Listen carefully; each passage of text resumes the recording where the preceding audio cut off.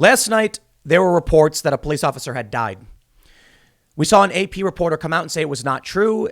A lot of these articles were deleted, but now we have confirmation that yes, police officer has died. It was in the scuffle during the storming of the Capitol. And apparently, according to law enforcement officials, someone bashed him over the head with a fire extinguisher.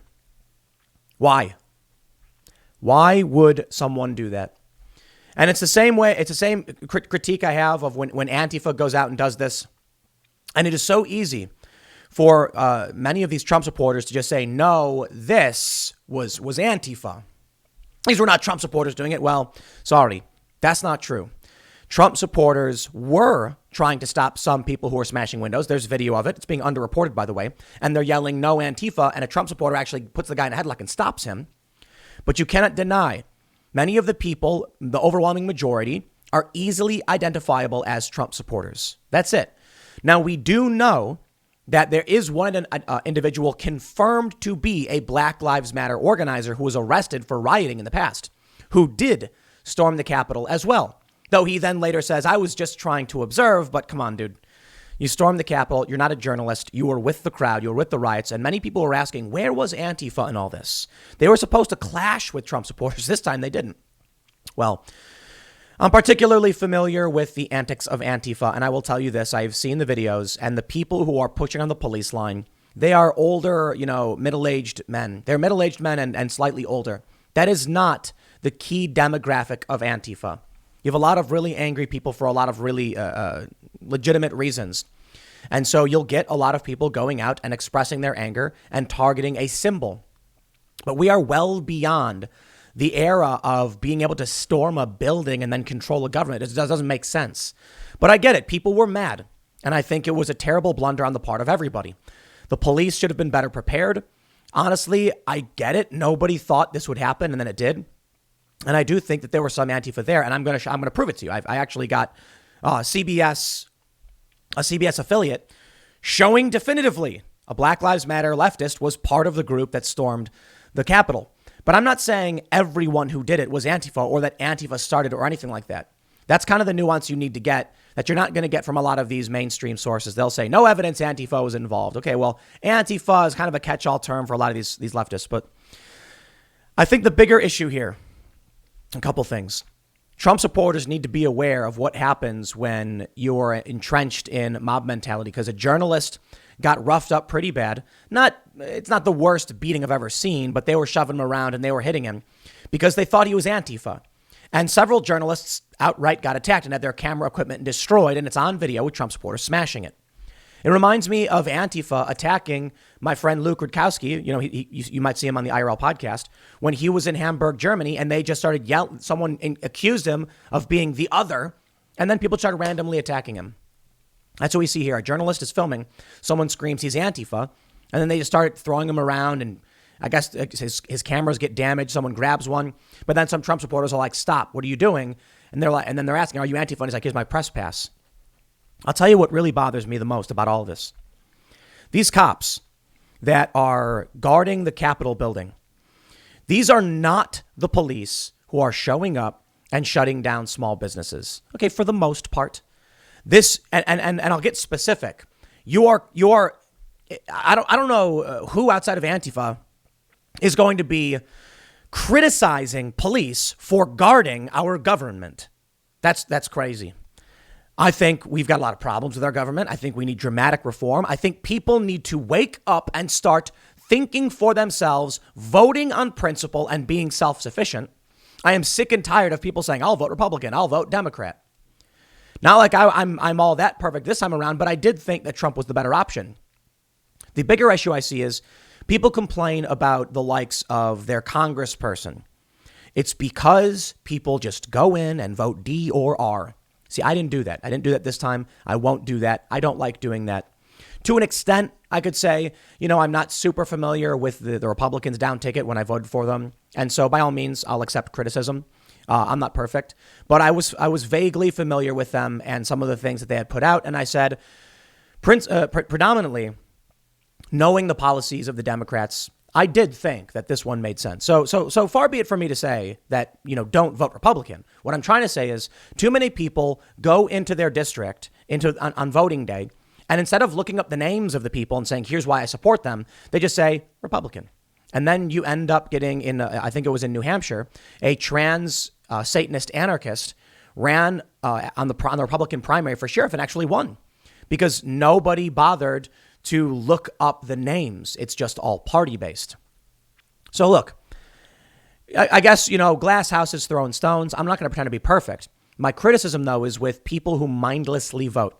Now, Democrats exploit that, and I get it. So there's the big problem we have with the system, okay? And I don't want to go too much on that because we got to talk about the bigger issue here, and that's that Joe Biden is planning to ramp up the security state.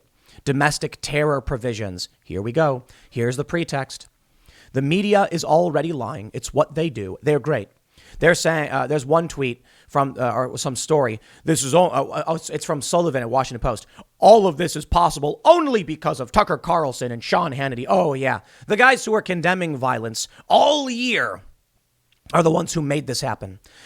Yet the likes of Cuomo, who went on TV and said, who said protests have to be peaceful? No, he's okay. Not like Trump supporters just didn't know he said it. No, they were criticizing him for it. Let me tell you about this cop who died. In what world did it make sense to bash a cop over the head with a fire extinguisher? What did you think you were doing? I tell you, man, there's video going around of the Women's March, and they took over, I think it was the Hart Building, and then the police shut the building down because there were too many people. But there was I don't know. I'll just put it this way. They have institutional support, and there is fear of what the left will do, not so much the right. There's also larger numbers when the Women's March happened. Now, that wasn't the March on the Hart Building. So there's definitely a double standard, don't get me wrong. And the left controls cultural institutions, so they tend to get away with this. But I'll put it this way. If you have to use violence, you do not have the support you think you do. You need 10 million people. That's it. Alex Jones came out in a video before the event. He was like, 10 million people are going to show up and we're going to peacefully occupy D.C. That didn't happen. Why? Because it was about 200 or so thousand, maybe more. Most estimates I hear from different people, not even partisans, was like 500,000, maybe hundreds of thousands of people.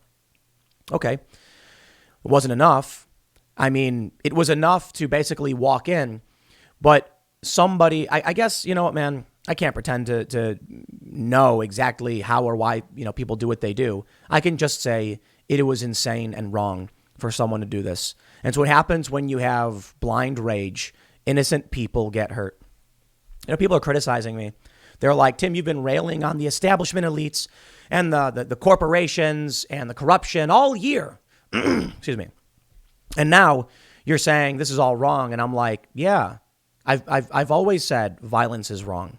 Destroying things is wrong. Apparently, in trying to break into the Capitol, they smashed through a window and destroyed some American artifact, like some bookshelf that contained documents about, famous women in American history. And they smashed through the window, destroying it to climb inside. People were calling it a revolution. This cop lost his life, and it didn't need to happen. And I'll tell you ultimately why. I can say it a million times, but let's just read it. Biden says rioters who stormed the Capitol were domestic terrorists.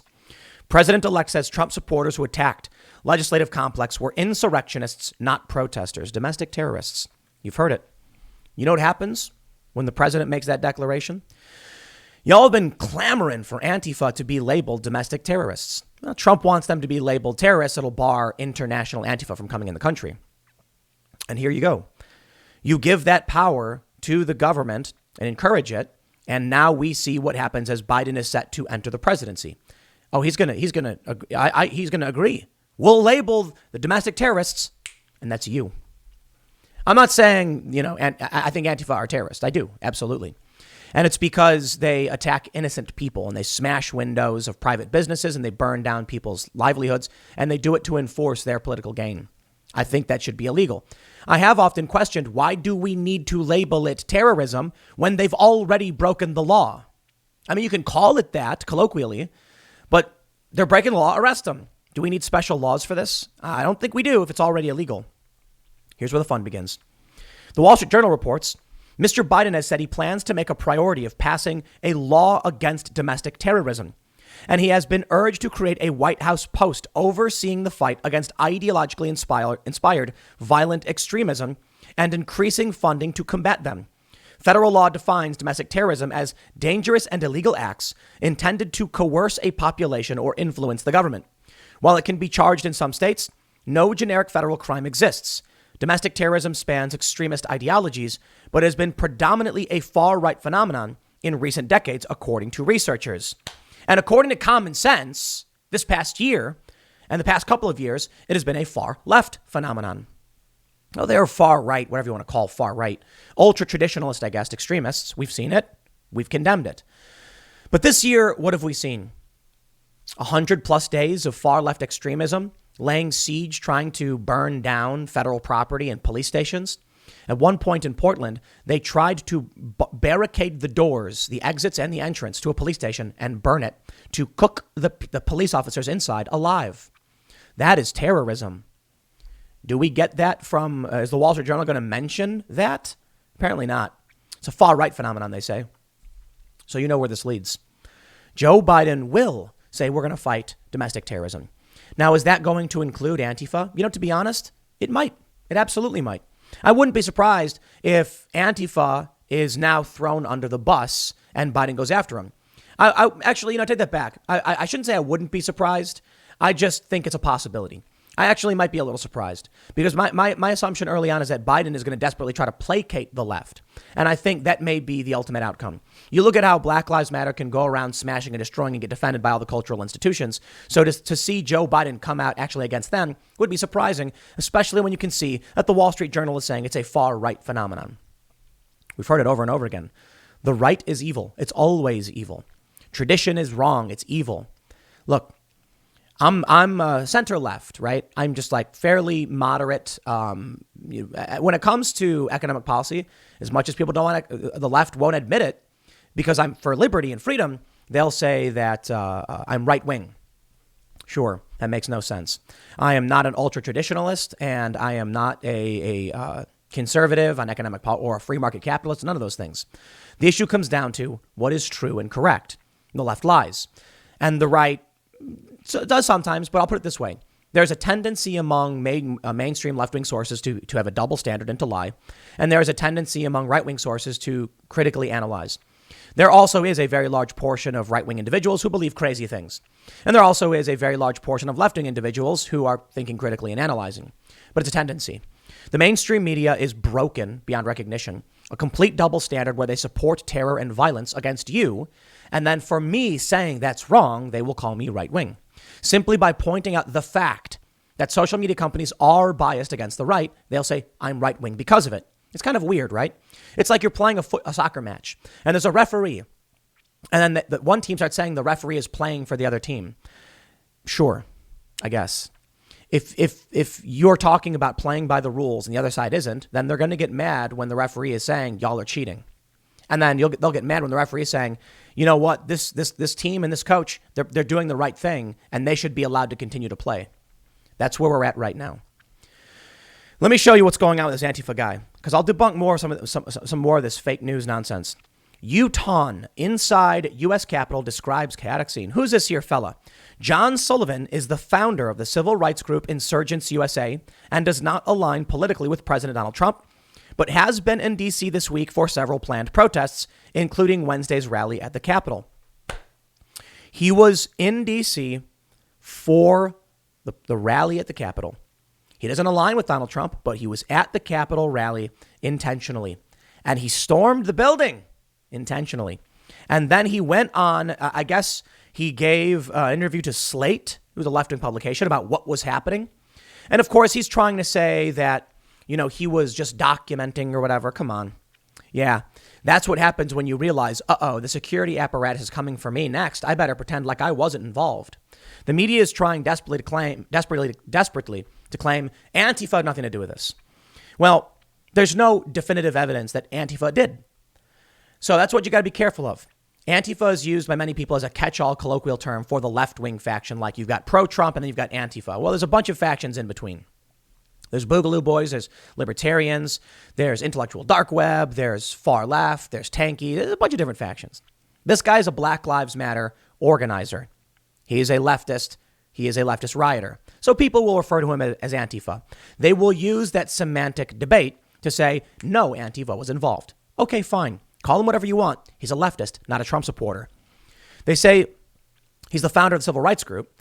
Quote, there was a crowd of about, I would say, more than 50,000 people just at the Capitol base trying to get in.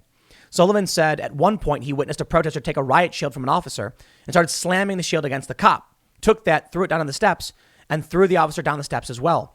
Sullivan was able to get inside through a broken window. Interesting. Protesters weren't really like trying to burn anything down. They weren't really trying to break anything. Their main motive was to make it into the chambers. And he's defending them. Man, Trump supporters should appreciate this guy. Not only did he help get in and storm the Capitol, he then provided a witness testimony defending them, saying they're not trying to burn anything down. They were protesters. Wow. Endorsement from a Black Lives Matter activist.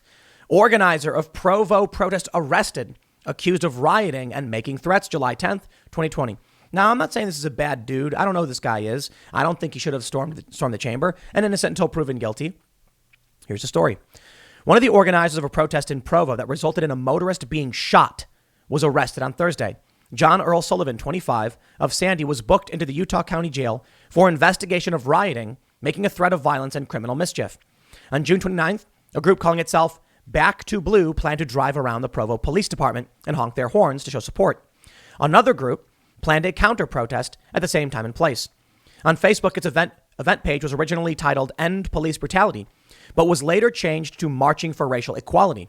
The Facebook pages listed the event's hosts as the groups Insurgents, Solidarity for Justice, Salt Lake Equal Rights Movement, and the Salt Lake Anti-Fascist Coalition.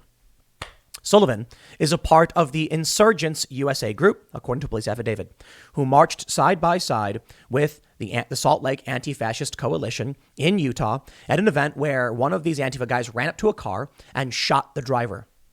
This guy, part of Insurgents USA, showed up in the Capitol and stormed the Capitol building as well.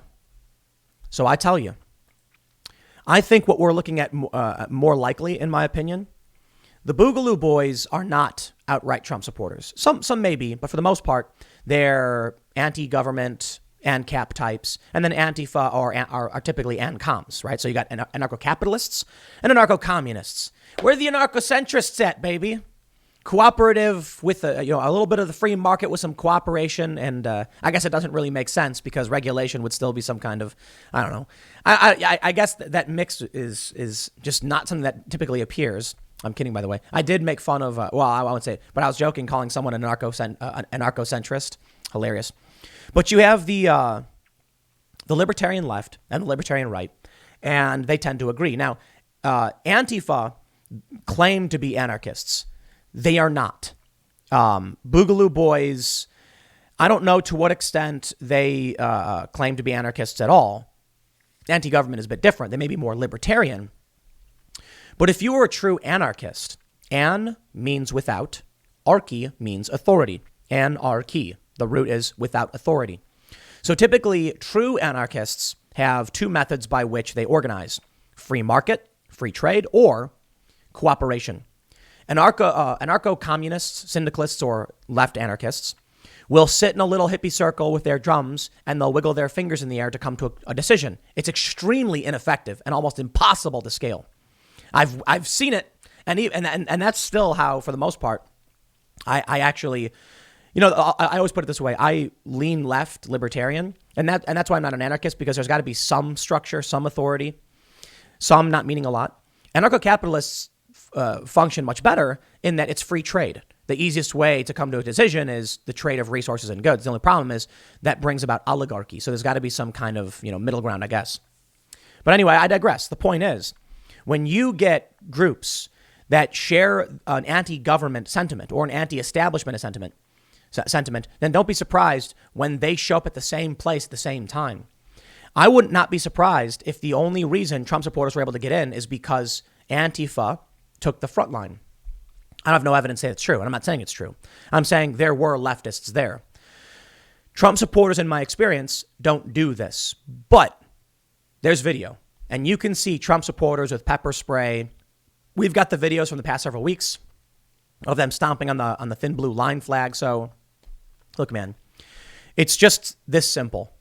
Trump supporters have been marginalized, beaten down, spat on, and are angry. They feel like they have no voice. Mike Pence announced he would not be supporting the president, and that's apparently when things snapped off and people just got angry and tried storming the Capitol. I am shocked by those who would claim that this was a revolution. That I find hilarious. A revolution? Seriously? You think a bunch of people just going into a building, no leader, no organization, no plan? Oh, come on. No one knew exactly what they were doing at all. And it was destructive. And it has given Joe Biden pretext to enter a new administration with an iron fist. And he will. And the Democrats will pass what he wants, and no one will oppose it. In fact, Republicans will probably vote for it, too. Congratulations. It doesn't matter now that it's a Democratic majority. When Joe Biden plans to start passing security laws, they're going to start banning everybody. I wouldn't be surprised if we get Section 230 reform. Oh, that's right. You know, Trump was fighting so hard for it. The only problem is now the reform's probably going to be more dramatic. The new Section 230 reform is going to say private platforms have the explicit right to remove anyone for any reason, period. It basically says it already. But they'll ramp it up, and they'll probably just, the national security laws will actually probably require them to do it. Anyone who, incites or instigates, and then how do you define that? They'll say something like what they've been saying. CNN's been saying it, stochastic terrorism, meaning if you said, hey, everybody, I want you to show up in D.C. to protest, they can accuse you of inciting violence because you knew that if they showed up, they would get violent. That's what they're saying about Trump right now. This is the direction we're going. Donald Trump said, be in D.C. for the 6th. It'll be wild. Don't forget to show up. I think he tweeted about it a couple times. Did he say get violent? No, not at all. They said that was stochastic terrorism, that Trump knew by getting all of these people angry, claiming there was fraud, and then telling them to show up, he knew what would happen. Maybe. It's a real thing. People do this. But think about where that leads to. So what, you can't organize a protest anymore without being accused of committing a crime or being a terrorist? I'm not saying they're going to actually do it, but that's what they're talking about now. It's what they've been bringing up over the past several years. Trump is engaging in stochastic terrorism. And then how many people have died as a result of Trump supporters explicitly? You've had, just the other day, 5 people die. And now one cop who was defending the Capitol has lost his life. A woman was shot in the neck and killed. And 3 other people died. Apparently one guy died because he accidentally tasered himself, which gave him a heart attack. Yikes, man. Maybe he tasered his chest or something and got stuck. I don't know. But people died in this, And that's on those who came to the Capitol and the Trump supporters who encouraged it.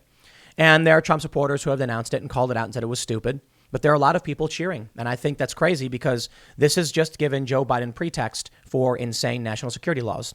And I'll tell you what I think happens next. This is what I didn't think it was going to be under Biden, to be honest. But what I've been saying is that if Antifa keeps this up, it will give an excuse to the American people to say, save us. Donald Trump could then enact some kind of martial law or extreme security provision. Here we go. I mean, it should have been obvious, I guess, but I'm not psychic. In fact, the media was screaming the dangers of the far right for 4 years over and over again, giving pretext so that they can justify Joe Biden's lockdown, his extremist, security bills, whatever he plans to do next. And there we go, ignoring the fact that leftists were involved as well. Perhaps this iron fist will slam down on leftists as well, but I'm not entirely convinced. They've been an excellent cudgel to help them get what they want. By engaging in the violence, the media then defends Antifa and Black Lives Matter. And then when Trump supporters react in anger because of the double standard, the media then points the finger and says it's Trump's fault. Then Trump loses the election, and there it is. They've been saying now, how do we cleanse the country of Trumpism? I'm not kidding. They said cleanse. That's creepy. They're now going to try and dramatically escalate things. They're already pointing their fingers at Parler. They don't want it to exist, and I won't be surprised if it gets shut down. I would not be surprised if it gets shut down. There are people on Parler that are encouraging or advocating or saying it was good what happened in the Capitol. So next, what you can probably see is domain name servers, companies, just Google, maybe, like we saw with Gab. I wouldn't be surprised if Parler gets attacked and their infrastructure gets destroyed. under the pretext of allowing, criminal aiding terror or some nonsense. And then there we go. And then it'll only be Twitter. And I think big tech, I think that the elites are realizing the rabble should not have been allowed to talk to each other. I wonder how long I'll last in that world, huh? I'll leave it there. Next segment's coming up at 1 p.m. on this channel. Thanks for hanging out, and I will see you all then.